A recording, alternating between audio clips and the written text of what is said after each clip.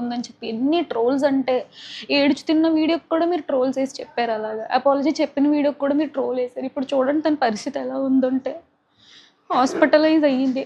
హాస్పిటల్‌లో బ్రీతింగ్ అందక ఐసీయూలో ఉంది. ఆక్సిజన్ పెట్టారు. అసలు ఇటువంటి ఘోరమైన స్థితి ఎవ్వరికీ రాకూడదు. తను చేసింది తప్పే అండి. నేను కాదనట్లేదు, ముమ్మాటికి తప్పే. కానీ తను చేసిన తప్పుకి రియలైజ్ అయ్యి సారీ అడిగింది కదా! యాక్సెప్ట్ చేయొచ్చు కదా! పెద్ద వీడియో చేసే స్థితిలో లేదు తను ఆ రోజు. అయినా కానీ సారీ అడిగి వీడియో చేసింది.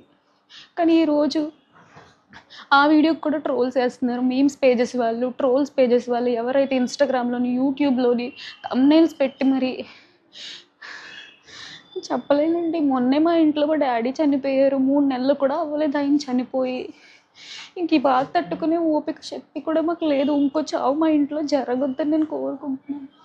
ఆ పిల్లకి ఏమవుతుందో అనిపించింది. పచ్చళ్ళ బిజినెస్ వద్దు, యూట్యూబ్ వద్దు, ఏమొద్దు. అది సేఫ్‌గా ఉంటే చాలు. ప్లీజ్ మీకు దయచేసి రిక్వెస్ట్ చేస్తున్నాను.